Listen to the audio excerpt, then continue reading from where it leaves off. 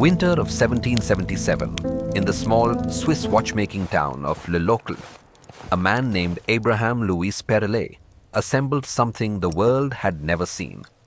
A pocket watch that wound itself. No key, no daily ritual of turning a crown, no dependence on the wearer remembering. Just the simple act of walking, translated into mechanical energy through a tiny spinning rotor inside the case. The idea was so far ahead of its time that even today, most people who wear an automatic watch on their wrist have no idea who first gave life to that quiet, self-sustaining heartbeat. Perrelet was already in his late 40s when he completed that first self-winding movement. He had spent decades in his workshop in Locle, a town perched in the Jura Mountains where winter lasts half the year and the light inside an atelier is thin and pale. The watchmakers there learned to work by feel as much as by sight, their fingers reading the geometry of brass and steel the way a blind man reads a page. Perrelet understood something fundamental about human motion that had escaped every other horologist before him. The body is a power source. Every step, every gesture, every shift of weight in a pocket was wasted energy unless someone found a way to capture it.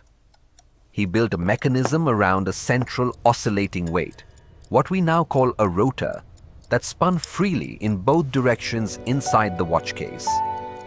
When the wearer walked, the rotor turned, winding the mainspring through a series of gears and clutches. The committee of experts that examined his watch reported that it ran for 8 full days without any manual winding, powered solely by the movement of a man walking. That is the verified document, the concrete record of an invention that would eventually liberate every wrist from the key and the crown. 8 days. No winding. Just the rhythm of 2 feet on a cobblestone street. The world tends to forget that the automatic wristwatch, the one you might be wearing right now, is a direct descendant of that Locle workshop. When you see a modern caliber with a rotor sweeping behind a sapphire case back, you're looking at Perrelet's original idea, refined over centuries but unchanged in principle. The rotor spins, the gears turn, the mainspring stores energy, and the watch lives on the motion of your body. It is a pact between the machine and the human. You move and it keeps time. Perrelet gave the watch a kind of independence, a freedom from the daily obligation of winding that had bound owner and instrument together since the first spring-driven clocks appeared in the 15th century. If you have ever caught yourself tilting your wrist just to watch the rotor spin through the exhibition case back, you already understand the quiet fascination of that perpetual motion. The rotor is not just a functional component, it is a small, hypnotic performance. A wheel that turns with every gesture you make, connecting your body to the mechanism in a way that no quartz battery ever could. That moment of recognition, that sense that the watch is alive because you are alive, is the legacy of a single watchmaker in a small Jura town who asked himself a question no one else had thought to ask. What if the watch could wind itself? The visible world of horology today tells a different story. You see advertisements for luxury automatic watches, images of complex movements with polished anglage and Geneva stripes, price tags that rival small cars. The narrative centers on the brand, on the heritage of the manufacturer, on the precision of the chronometer certification. And all of that is true as far as it goes. But the visible story leaves out the invisible origin, the forgotten moment when the very concept of a self-winding watch was first reduced to brass and steel by a man working alone in a town of barely 3,000 souls. That moment of recognition, when you realize your watch draws life from your own movement, is the kind of revelation this channel exists to uncover. If you want to keep peeling back the layers of horological history, the stories the brand brochures leave out, subscribe so you do not miss what comes next. And in the comments, tell us the first time you caught yourself watching your rotor spin through the case back. What did it feel like? Perrelet did not have a marketing department. He did not have patent lawyers or a global distribution network. He had a workbench, a set of files, a lathe powered by a foot treadle, and an idea that must have seemed almost absurd to his contemporaries. The notion that a watch could draw energy from the random motion of a human body required a leap of imagination that no one else in Locle or Geneva or Paris had made. The technical challenge was enormous. The rotor had to be mass-balanced. The winding mechanism had to engage only when the rotor turned, and the whole system had to fit inside a case that was already crowded with wheels, pinions, and the escapement. The best way to understand what Perrelet achieved is to imagine the problem from his perspective. A pocket watch in 1777 was a delicate instrument, its movement composed of dozens of handmade components, each one filed and polished by a craftsman who might spend weeks on a single caliber.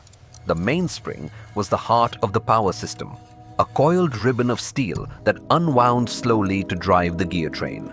Once it ran down, the watch stopped. The owner had to wind it again, usually with a key inserted into the mainspring barrel, turning it until the resistance told him it was fully wound. This was a daily ritual, as natural and required as winding a mechanical clock on a mantelpiece. But to design a watch that ignored that ritual, that wound itself without any intervention from the owner, required rethinking the entire energy architecture of the movement. Perrelet had to find a way to transfer the kinetic energy of the rotor to the mainspring without overloading it, without damaging the delicate gear train, and without adding so much friction that the watch lost accuracy.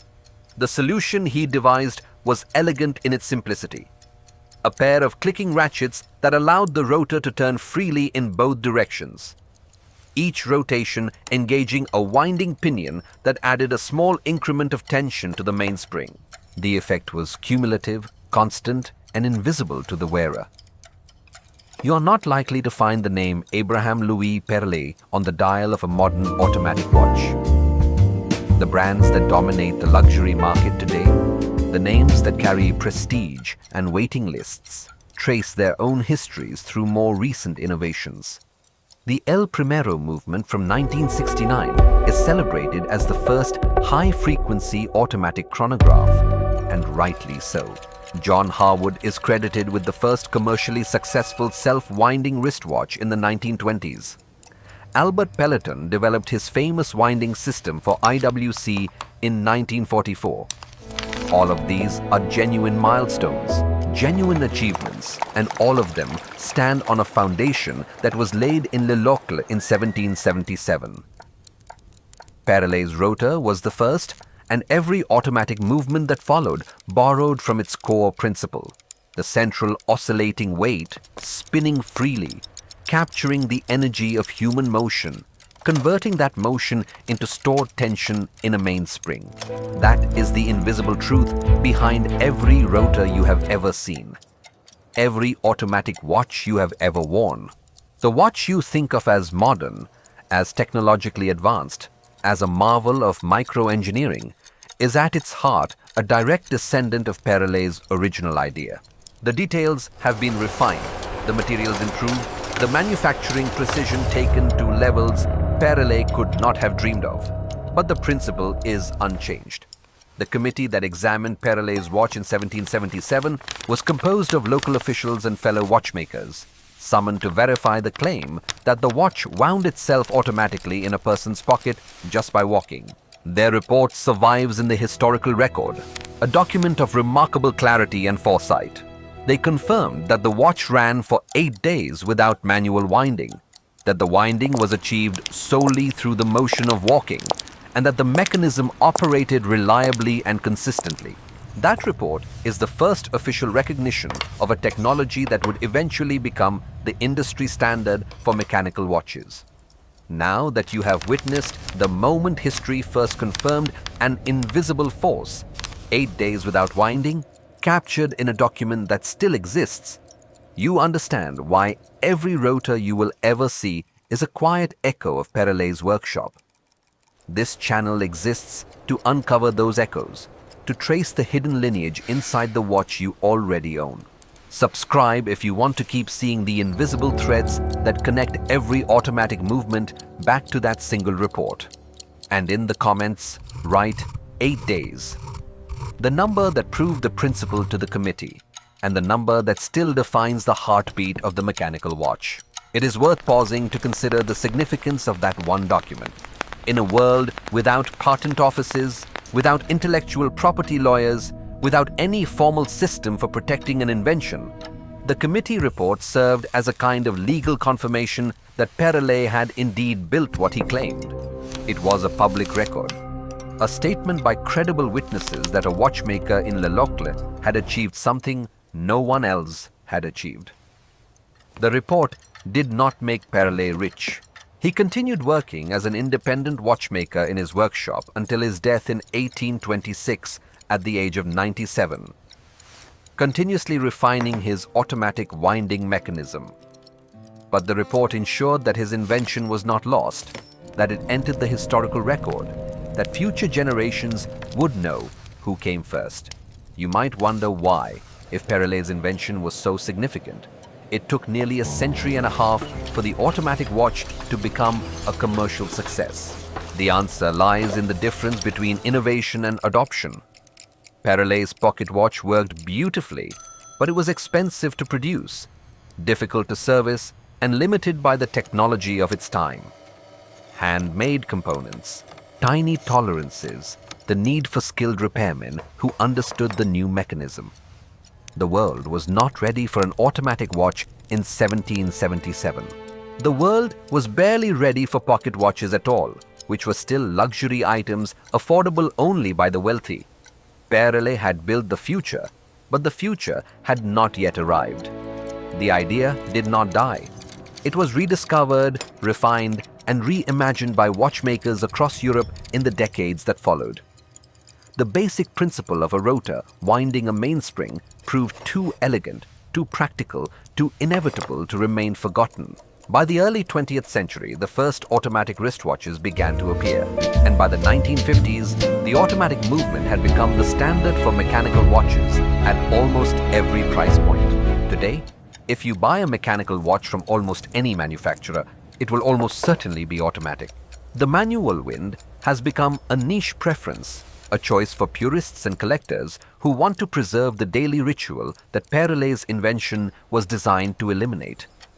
You are part of that story, whether you know it or not. Every time you put on an automatic watch, every time you feel the rotor shift against your wrist as you move through your day, you are participating in a tradition that began in Locle in the winter of 1777.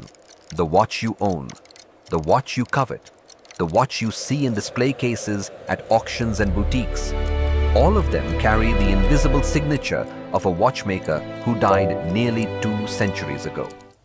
The name is not on the dial, but the mechanism is his. The principle is his. The idea is his. Perrelet's genius was not just technical, it was conceptual. He saw the human body as an inexhaustible power source and found a way to harness that power with a mechanism of stunning simplicity. The rotor does not need a battery, does not need a cable, does not need a charging dock. It needs only motion. The motion of a wrist, the motion of a pocket, the motion of a body walking through the world. Perrelet transformed that motion into time, into a steady, reliable, perpetual heartbeat that runs as long as you do. The documented record of his invention, the committee report, and the surviving examples of his watches provide an unbroken chain of evidence that connects the modern collector to the original act of creation. When you hold a modern automatic movement, you are holding the endpoint of a line that stretches back across 250 years to a single workbench in a small Swiss town.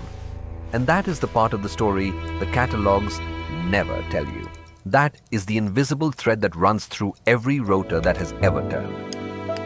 The visible world of horology measures value in brand prestige, in limited editions, in auction records that climb higher each season. A Patek Philippe Refinta's 1517 sold for $11 million at a Geneva auction, a price that defies any rational relationship between a watch and its function. The invisible truth, the one that Perrelet understood without ever seeing a modern auction catalog, is that the real value of a mechanical watch has never been its accuracy. A quartz movement from a $50 Casio will keep better time than a tourbillon that costs $500,000. The value is not in the time. The value is in the story. Perrelet's story, the story of a watchmaker in Locle who built the first self-winding mechanism, is the foundational story of every automatic watch that has ever been made. It is a story that contradicts the marketing narrative of most modern brands. A story that reminds us that innovation does not require a corporate boardroom, a design studio full of engineers, or a marketing campaign that costs more than the product itself. Innovation requires a question, a workbench, and the willingness to fail until the mechanism works. Perrelet had all three, and the result changed horology forever. The next time you put on an automatic watch, pause for a moment after you fasten the clasp. Hold your wrist still and listen. You will hear nothing because the mechanism is silent, sealed inside a steel case, beating at a frequency that is too high for the human ear. But if you imagine the rotor inside, weight spinning on its jeweled bearing, turning with every micromotion of your arm, you will understand what Perrelet understood. You are the power source. Your life, your movement, your ordinary day of walking and gesturing and living is the energy that keeps the mechanism alive. The watch is not a machine that you wind. It is a machine that winds itself because you move. The documented history is clear. The committee report from 1777, the official confirmation by witnesses who examined the watch, the continuous record of Perrelet's work in his Locle workshop until his death in 1826 all point to one undeniable fact. The first self-winding watch was invented by Abraham-Louis Perrelet, a watchmaker who worked alone, who asked a question no one else had asked, and who built a mechanism that has never been improved upon in its fundamental principle. Every rotor that has turned since, in every automatic watch ever made, traces its lineage back to that single winter in the Jura Mountains. The rotor inside your wrist is the silent, spinning proof of a truth the branded world wants you to forget. If you want the names you see on watch dials today tell a different story.